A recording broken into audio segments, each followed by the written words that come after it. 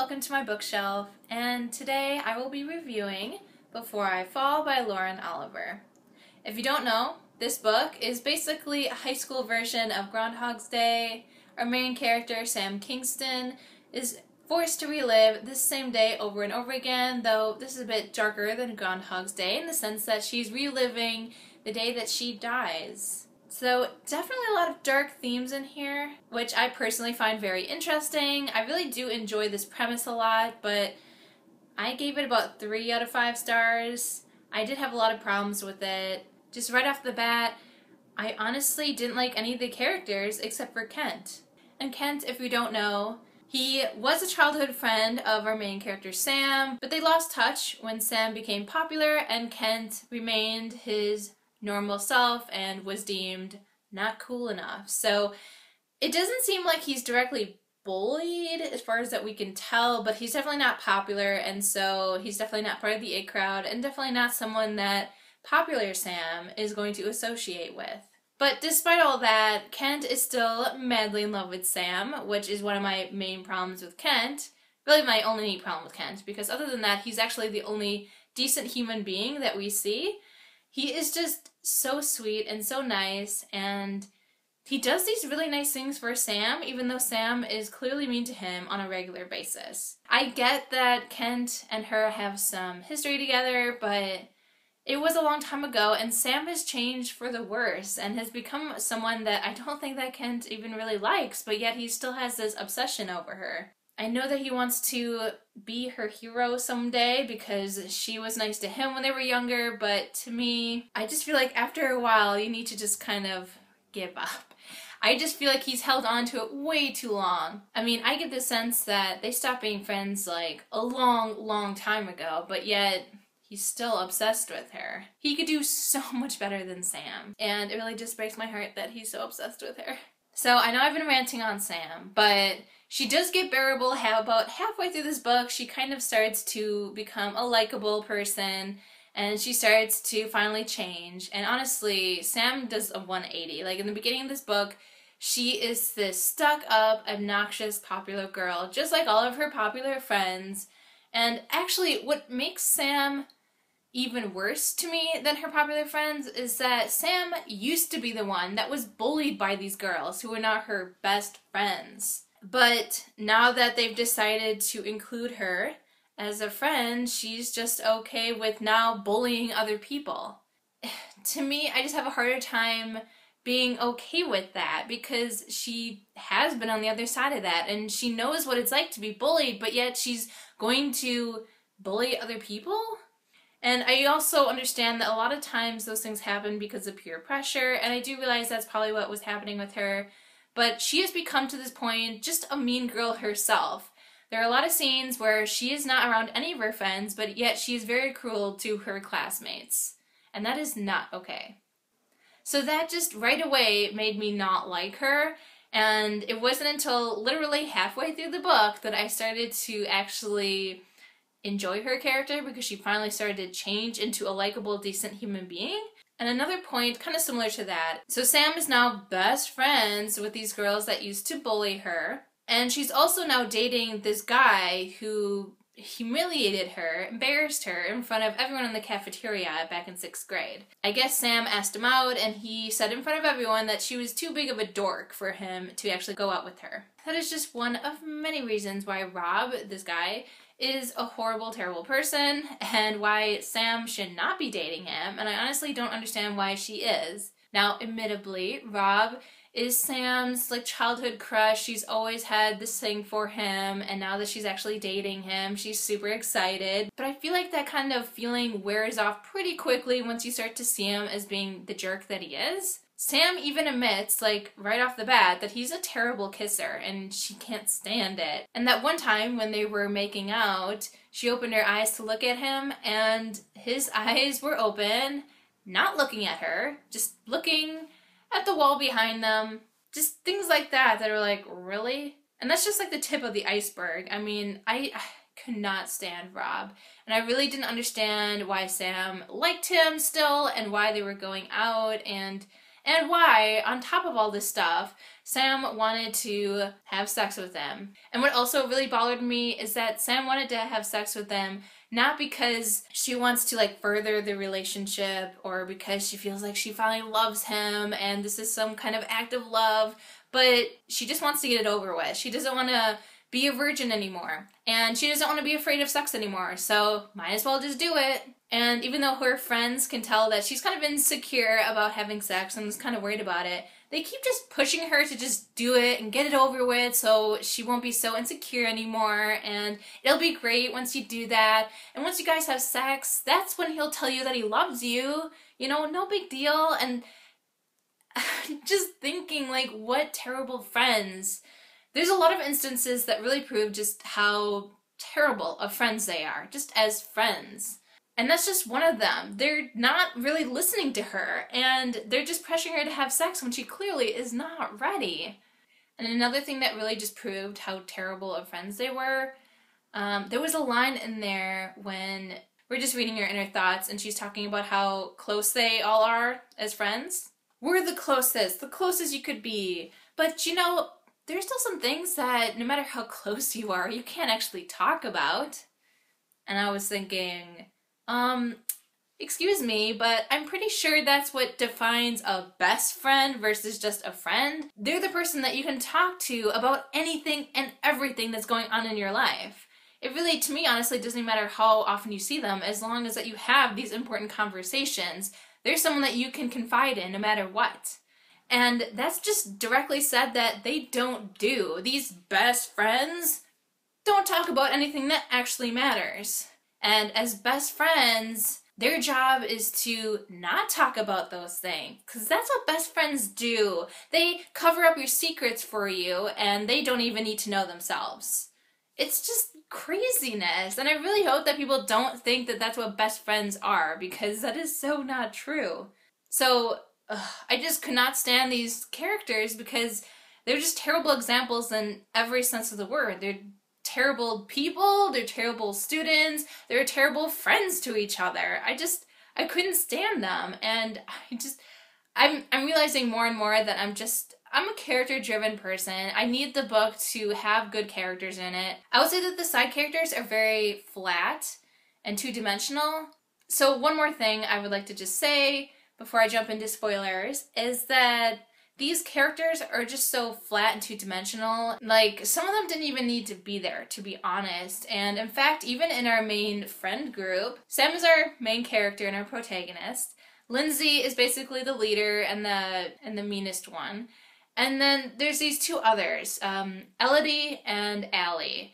And honestly, I could not tell them apart. They should have just been one character to me. I really didn't see the necessity to have two of them instead of just one, because they were just so flat and they could have been combined into one person, and honestly, it wouldn't have made any difference. And in fact, there would be less confusion because I honestly couldn't tell them apart. Okay, so I think that's all I can say without actually spoiling the story itself. So if you haven't read this book and you don't want to be spoiled, do not watch the rest of this video.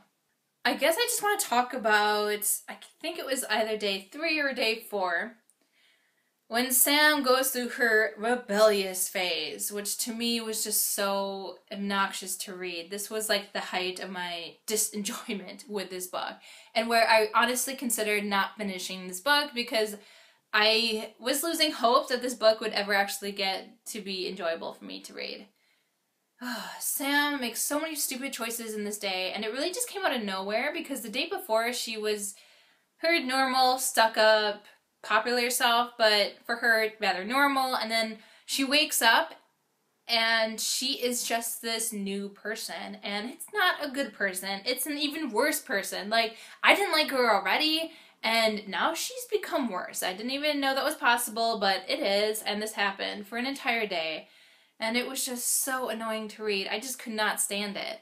This rebellious day involves her dressing extremely provocatively. It's described that she's wearing this skirt that basically comes up right to her underwear, and she's wearing this necklace that says slut on it, and she's wearing these high heels that are I mean, they bought it as a joke to pretend to be like hookers or whatever. So she wears this crazy getup and she gets into a huge fight with Lindsay and her friend. She finally tells Lindsay what she finally thinks about her and how she's so obnoxious and how she's a bitch, basically. She cuts most of the day, but she does show up towards the end of the day. She goes to this math class.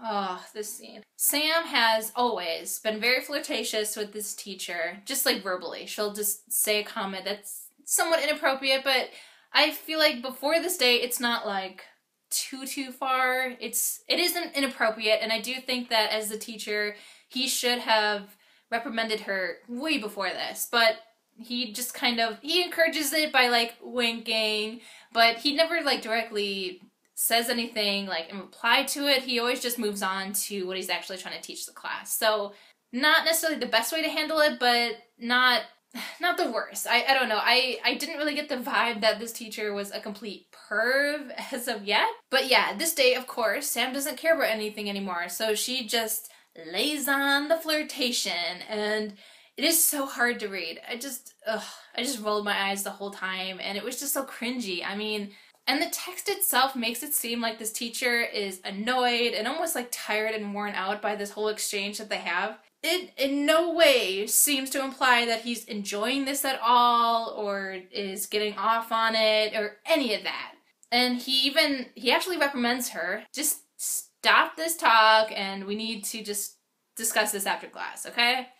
So after class, again, he's like tired and worn out and just like, he seems to be so annoyed by this whole situation. He does not, again, at all seem turned on or pervy in any way at this point. He's just yelling at her, actually, just telling her, like, what were you thinking? Like, how could you do that in front of the entire class? And, you know, like, what do you even want? Like, why are you doing this? And Sam keeps trying to, like, pretend to be all sexy, and is like, I don't mind trouble, and I want you, and just like really obnoxious, stupid things that high schoolers think are sexy, I guess. I don't know. And then after that last one about like, I want you, he hesitates, he just kind of like stares, and there's even a point where it says that he's like staring at her like eyes. And it even mentions how hard that must be considering her crazy outfit and how her underwear is probably showing at this point because she's like leaning on a desk. And he just like starts making out with her out of the blue and like groping her and licking her. It was gross and pervy and weird, and it just seemed so out of place for like the story itself, like story as a whole. Like I did not understand why this was included, and also just even as this teacher's character, I was not expecting that because everything that he was saying after class seemed to me that he was just annoyed and just frustrated, not that he was turned on. So Sam leaves. And even though she's basically been sexually assaulted, she continues to be like sexually provocative the rest of this day. She randomly decides to flash some strangers as they're driving in this car. She also decides that this is the night, this is the time that I'm finally gonna lose my virginity to Rob. I was just sexually assaulted hours ago, but let's have sex. That seems like a great idea.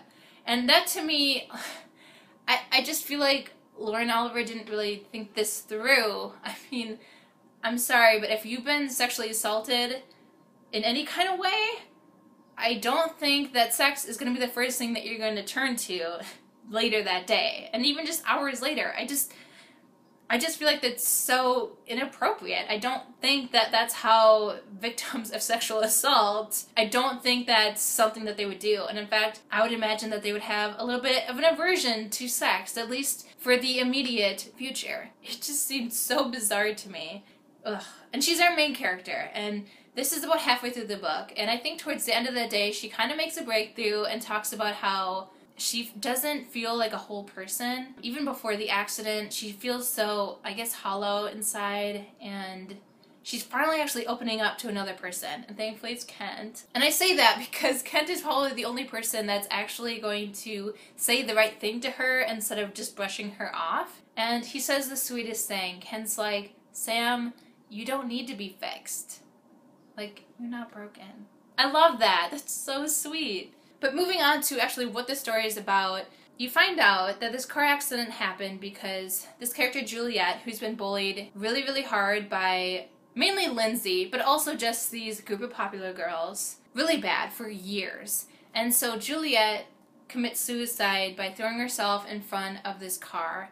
She ends up actually killing Sam. And this is where another big issue with this book comes in. I like the fact that Sam wants to save Juliet. That's great, but Sam does not go about it in any way that is actually useful to Juliet. Now, hear me out. Juliet is clearly depressed, extremely depressed. I will say I wish that they would have directly said that. Depression was never once brought up in this book, like the word itself, but I think that Juliet's actions are pretty evident of depression.